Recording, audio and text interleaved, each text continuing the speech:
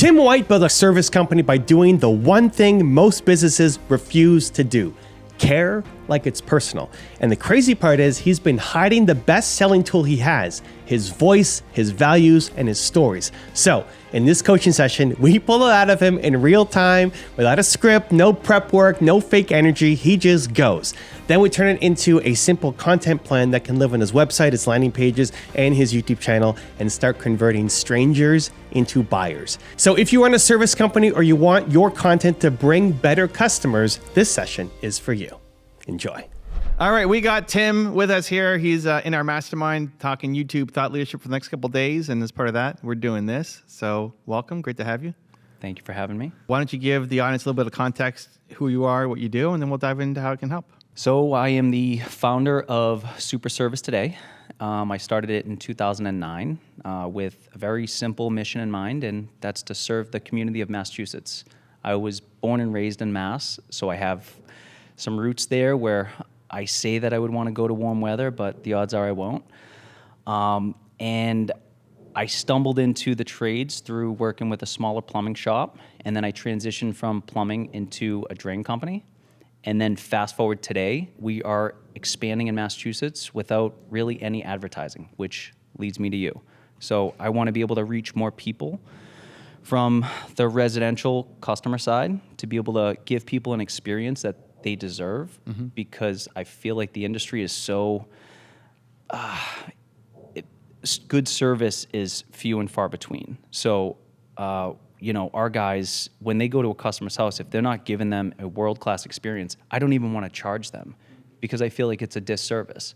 We did it successfully with plumbing, and then we did it with drains, and now we're doing it with plumbing, heating, cooling, and drains. 2009, I started my YouTube channel. So it was a great year, 2009. Magic is happening. I love it.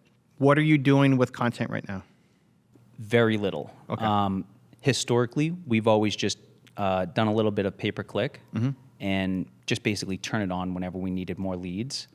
We have more and more guys every year, so we've had to slightly increase the volume, but we're not focused on the brand, which I think that's something that you've mastered. And thank you for making this movement, because everyone needs this. They need it so much to be able to make an impact for their team and for the community. Otherwise, you're just hoping for the best. What goes into making a world-class experience, let's say as a plumber? Like you say, it's world-class, or I don't even want to charge people. What does world-class, you have to pick like 3 to 5 just bullet points.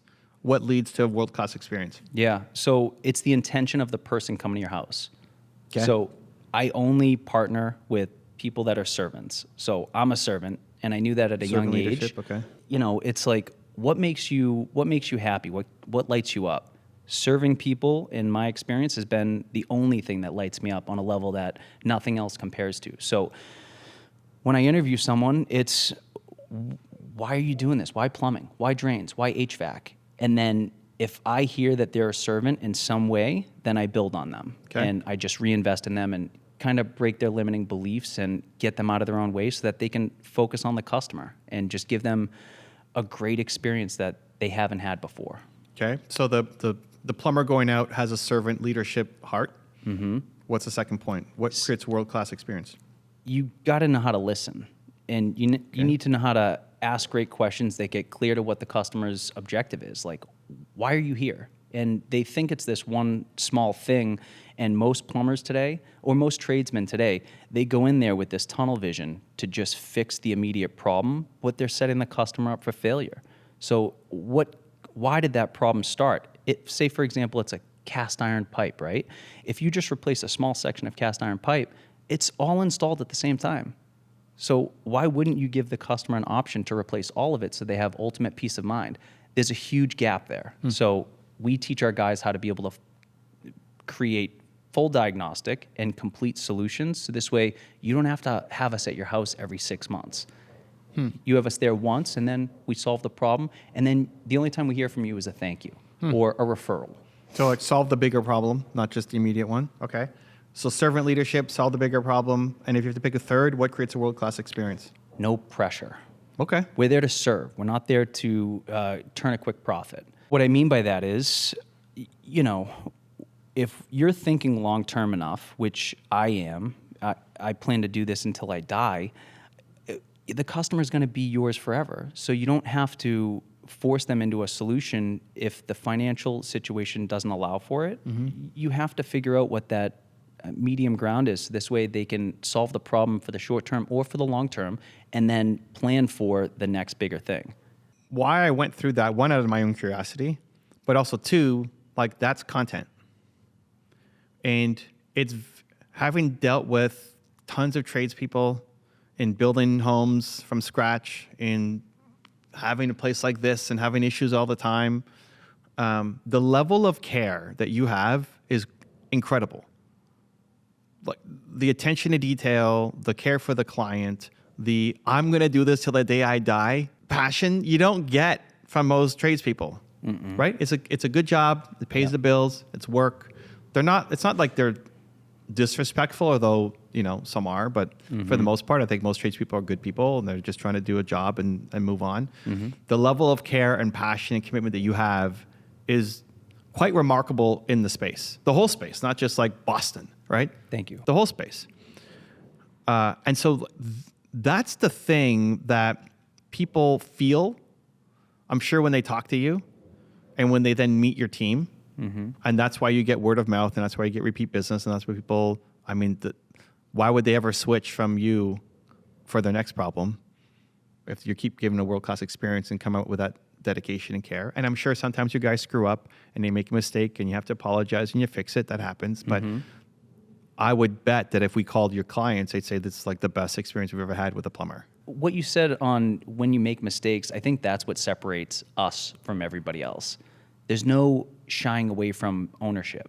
So if we're in your home or if we're in your establishment and there's a scratch on your floor, we're going to tell you before you see it, and then we're going to fix it. There's not going to be any negotiation or, well, how do we know that wasn't there before? Sure, that's a thing, but most of the time, if we're following our process, which is taking pictures before and after, if it wasn't there, we just solve the problem. So like some of our early customers, we had these issues where we made mistakes, and they refer us out to everyone because of how we owned what we did wrong, and we solved their problem and the problem that we created as well. Right. So it was And every business will make mistakes. It's how you rebound and handle them. The point is, you are having this impact in a small scale when people are interacting with you and or your team, which gets repeat buyers and referrals and everything else. And that's great, and that will continue to grow the business.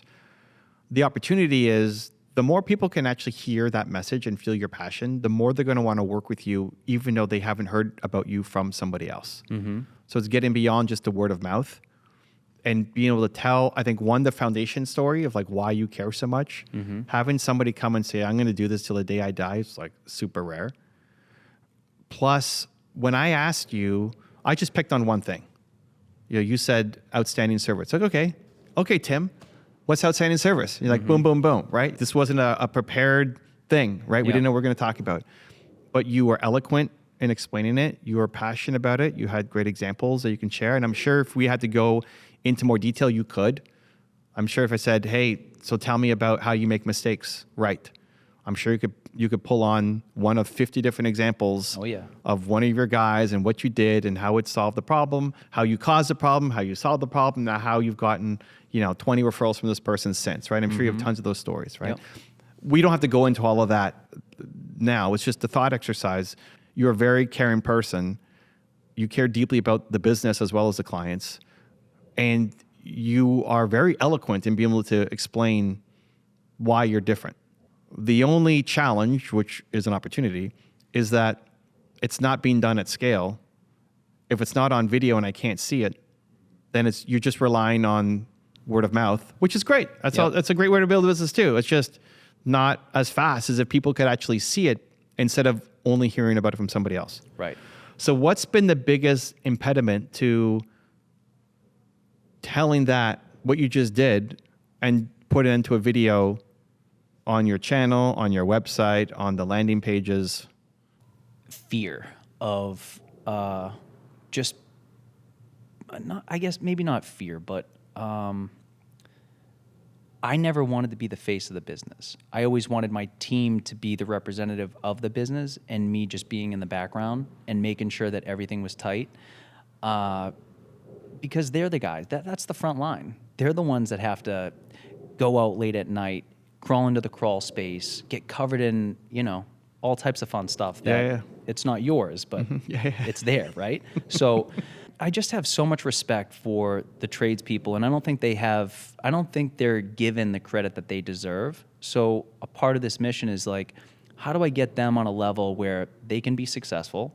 Because I have two customers. I have the technicians and the team, and then I have the consumers. Right. My job is to focus on the team. Their job is to focus on the customers, but I like focusing on both because this way I get to create that balance. So involving them could be great.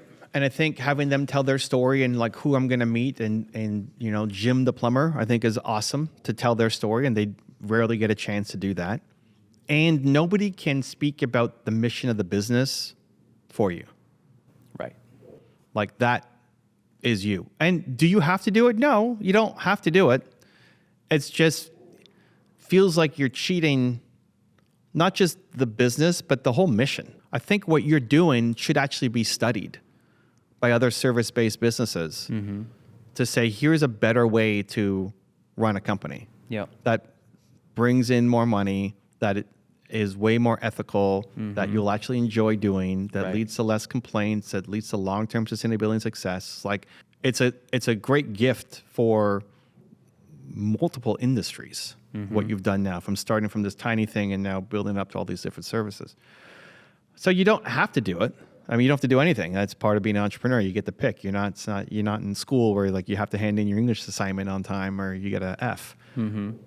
But it's almost sad might be too strong a word, but it's like you have such great potential that could also help grow the business and make a real dent in multiple industries. Is fear a good enough reason? No, it's just me in my own head. So then how do we create a simple structure to make it easier to create? The first thing that comes to mind for me is have somebody ask you questions like I just did. Yeah. Take just those questions I asked and cut the rest and put that on your website. Why you care about what you do, and then what defines excellence. And you go 1, 2, 3, and you throw in a bonus 4 about how to recover from it. I didn't even, you then volunteered more storytelling. You're just, when you get on it, you're talking more than you would otherwise. I didn't ask you to share about recovering from mistakes. Right. You just started talking about it. That's true. Right? So having somebody, it's probably an easier way at least to get started. Somebody ask you questions about the business, why you got started, whatever the core values are. We can come up with a list of 30 different topics, right? That nobody else could really speak to, right? Like your plumber guy can't get on and talk about why your business is here. Right. What's he going to say? You can talk about what he started it, but is there somebody that is in your circle that you have good rapport with that you can bounce back, whether they're even in the video or not? Like, our section, like we'll give you the content, cut me out. No, like that camera is yours, right? We got 3 cameras. That's wide, that's mine, this is yours. Like cut me out and just you share. I don't care. Use me, don't use me. But that little rant that you went on with the 3 things was awesome. Like that should exist on your website, because you're having people visit your website and not hire you and like they just bounce and they love the golden retriever logo, whatever. But if people don't know you, a lot of people are visiting and they bounce and they go somewhere else. But if they saw that video of you showing how much you actually care and like who in plumbing talks about outstanding customer service? Nobody. Yeah, they don't care. And then to actually break it down like you did, and then throw in a bonus 4th point that we'd even ask about. That's a good video for you to have. And there was 0 prep work for it. Right? So you should cut that and put it on your website. But then you could do that over and over again, whether you're prepped for it or not, because you're living it. It's the point. Like you've spent the past since 2009 prepping for it, because you've been living exceptional customer service since 2009. And of course, you're better than you were in 2000. You've learned things along the way, et cetera. But Is there somebody on your team that you can bounce back with? Many.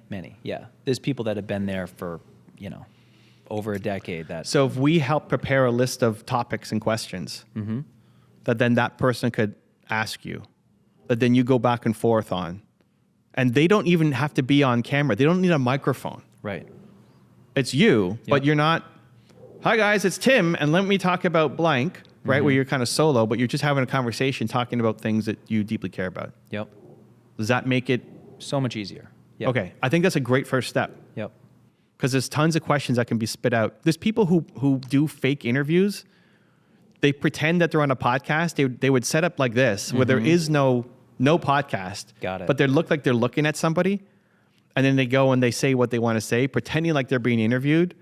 Not that I'm suggesting that like we try to fake people, but like that's a whole model where you're having a conversation and you're actually having a conversation with somebody. And it's an easier way.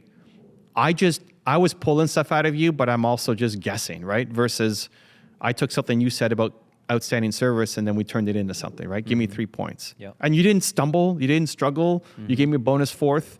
You didn't have to go look at your website or something else, right? It's like, and this is a higher pressure situation. You're here with me. Right. It's going on my channel. You got lights and cameras, and like you're fine, right?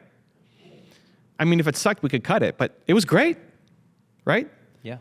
So do that times the 30 most common questions that you get asked, and put it on your website and on YouTube, obviously. But it will help convert a lot more people.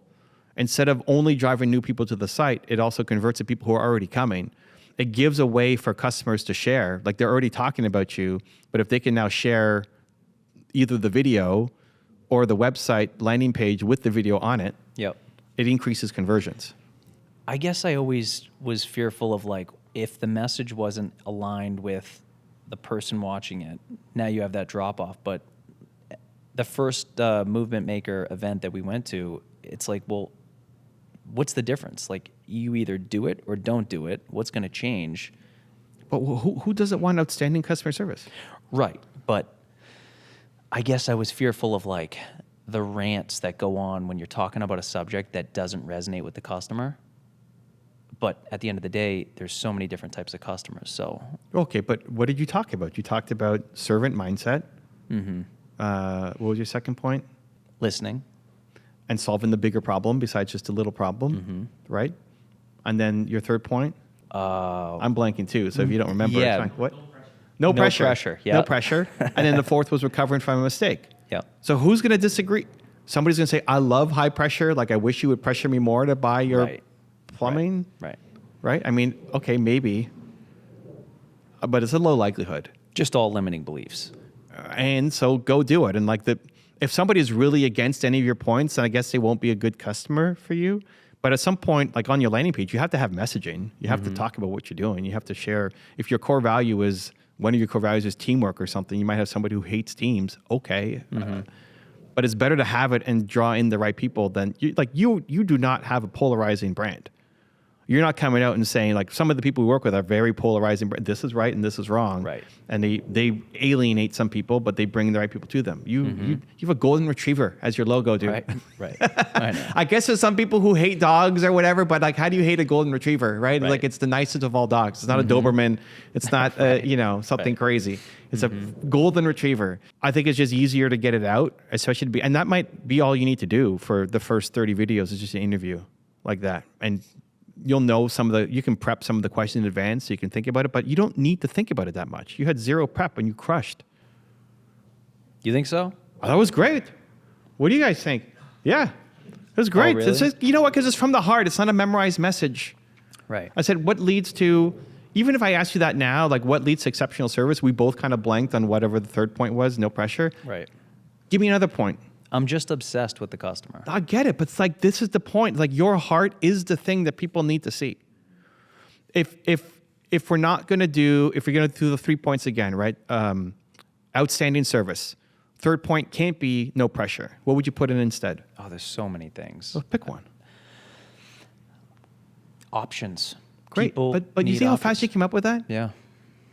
You don't need to sit there and like memorize a script. Yeah, I've lived it for So just close live to it. 20 and like, years. That's the thing. It's like, okay, we're going to talk today.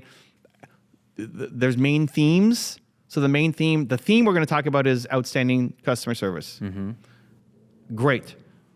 Under that, let's pick 3 topics to talk about. And there's so many to pick from. There's no right or wrong. Like it's just you pouring your heart into it.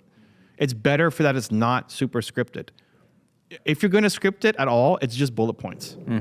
Just to be a Bullet points. Yep. It's like options. Yep. And then you talk about options. And then maybe there's that back and forth question. Say, well, like, what happens if blank? And then you answer that question. makes it so much easier. I think it will take less time. So you're not overly scripting and worrying about Right. perfect and like teleprompter and nerves and like soul in front of the camera. It'll take less time and be more effective because it lets you be you. Yep. Whether the other person's ever on camera, you can decide. It doesn't matter. It's more about like pulling stuff out of you. Yep. Makes sense. And I legit think you should take what we talked about and like pull I'm that going clip to. and put it on. It's going great. to. You can look it back.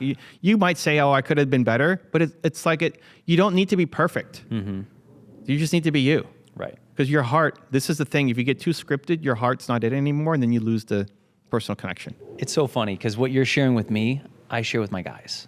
It's Okay, like, great. don't Yeah. try to be Dave, Roy, me. Be yourself. Yeah. Like, just be yourself. We're not trying to sell people stuff. Yeah. We're just offering them solutions. And if they see the value in it, great. If they don't, great. Figure out where you missed the mark. Figure out what went wrong. So now you just got to do it yourself. But that's a much easier way to get started. I think can be very effective for you. Instead of having to deliver a 15-minute direct-to-camera by yourself, Right. scripted video. Makes sense. I think that's a home run. Like do your top 30 to 40 topics. We can help back and forth, brainstorm with them, or Ida, but I think you'll be fine. On the landing pages, when I go and I'm going to hire my plumber or whatever, Yep. is there a page for each person? If I'm going to hire somebody, do I know it like it's Jimmy coming to my house? Oh, yes. So Okay. as a consumer, yes. Okay. You get a text with a picture of them, a bio of them. Okay. And then they call you when they're on their way, introducing themselves and offering you a coffee before they get to your house. Bro. I know. I know. I'm starting to get pissed off at you now, Tim. How are you not sharing? This is crazy. What plumber? You know what Justin brought me? Justin, the videographer. So when I was here, man. when I came in the morning, Alex, who runs the dance studio, texted me, "Can I get you a coffee? Starbucks a second cup." And I didn't see it, so I didn't respond, so he didn't get me anything. I'm like, Alex, bro, come on, you should at least not even for me, just in general. Right. But then Justin goes for lunch, and we ran late, so he had to like rush for his lunch, and he was coming back to film, and he still bonus brought me a coffee. My man. Yeah, it's the little things. And Yeah, most but people say that's no. what people need to know, dude. Nobody does that. But if you don't tell the story, then people don't want to buy from you. Like people right now in Boston are spending money on less effective people coming to their homes who don't care about them, and they're getting ripped off, and they're getting poor product. Like the work being done is of lesser quality, and they're having a crappy experience on top of it because you're not telling the story. Yeah, Right? it's just me being, my head's been down and we're focusing on the day-to-day versus me focusing on exposure. You're just afraid, and we haven't found a better solution, right? And so, like, Yeah. I think the interview is I think that should be done. But the reason why I ask about like Bob coming to my house, I think you have another opportunity too of you interviewing the trades Yep. and having them on the channel. You're already interviewing them in private, like before you give them a recommendation. But after that, you do an interview, and that could just be over Zoom, or you could have a studio and have them come. Like we're doing this, and Yep. a bunch of people come in all at one day. So we, hire a videographer a day, and you can have 10 tradespeople come in and do interviews with them.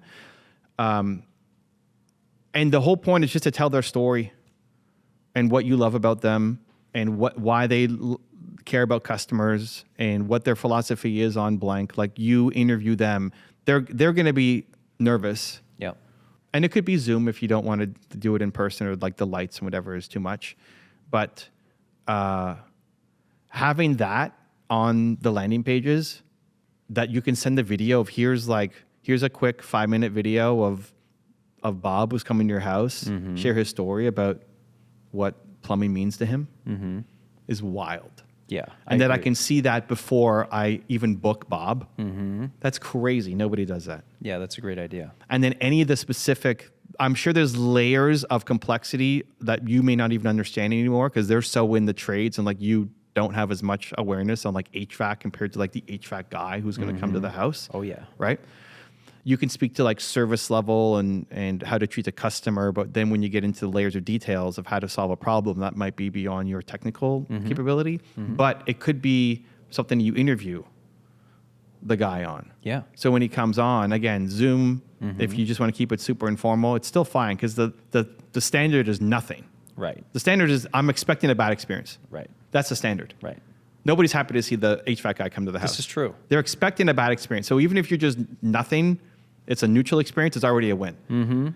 Yeah, it's true. So you come in with a video, whether it's even done on Zoom, forget about like a setup like this, even though you could have guys come in and film with them, where you asked, Billy, who's going to be the HVAC guy. So when you're diagnosing somebody's HVAC problems, what are the first things you look at? And you're going to say, well, here's what I look for. 1, 2, 3. Right? And how do you feel about, so like that can live on Huge. you have how many pages on the website? We just did a rebuild on the website, so I think there's like 30 or 40. Okay, and then each trades though will then have their own website too, landing page? Not their own landing page, not their own website. Yeah. So how many landing pages total on the website? There's got to be 20. But you have how many tradespeople? How many guys? Yeah. We have close to 50. And so they each have their own landing page. They don't. Okay. They could. Okay. I love the picture, and I love the first name and then the last initial for like sending it to the customer. Sending them a video, I don't know. I've never thought about it like that. I guess more for recruiting purposes because I never wanted.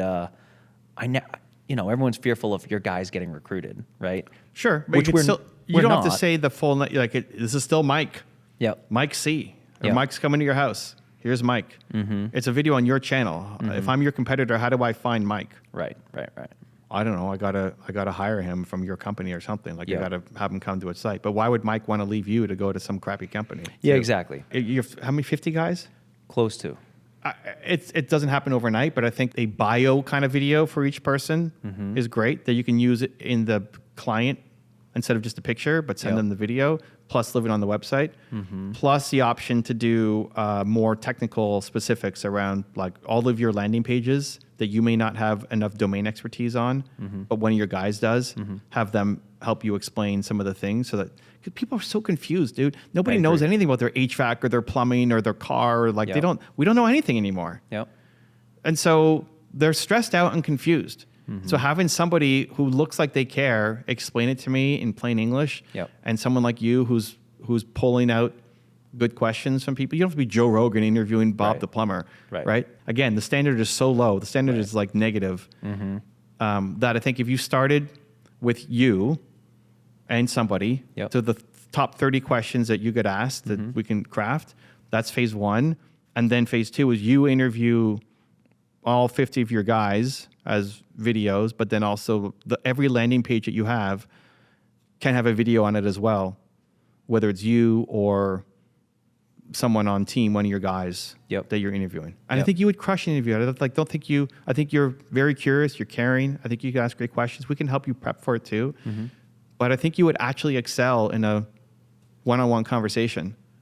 Get the first cup out of the way with somebody you feel super comfortable with. Yep. Even do a test run with Ida and just practice a couple times, and I think you'll be fine. Before we start, he's like, I don't even know if I'm going to be here. I want to cancel. What if I Yeah. lay a brick Yep. or whatever you say? Yep. And then you come out and just dominate, dude.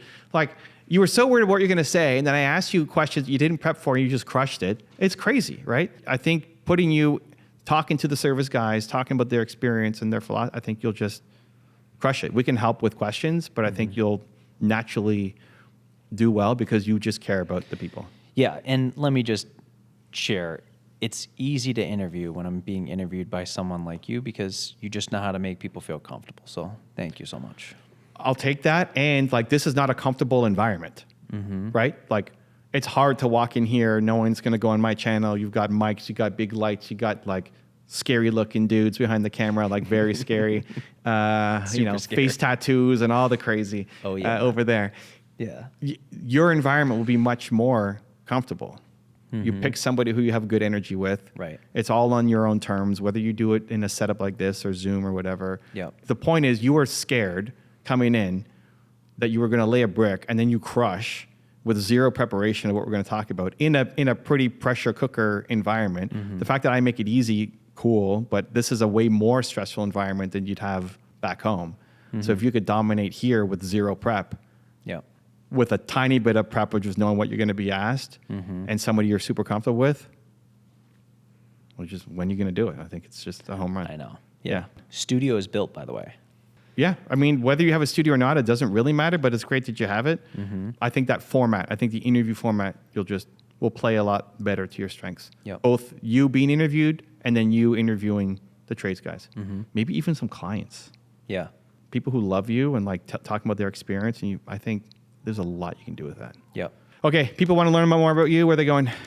Superservicetoday.com. Also, we'll soon have a website up for the platform that's going to be attached to Super Service Today to help elevate other plumbing companies that are servant leaders and are focused on developing their team versus turning a quick profit. Let's go. And congratulations, you're one video closer to who you're meant to be. Believe. To watch another awesome one-on-one coaching session, check out the video right there next to me. I think you'll love it. Continue to believe, and I'll see you there. Paul just joined our mastermind community yesterday, and he wasted no time jumping right in. Paul is the owner of Rock Solid Supply. It's a company that sells bathroom vanities through over 800 dealers across Canada.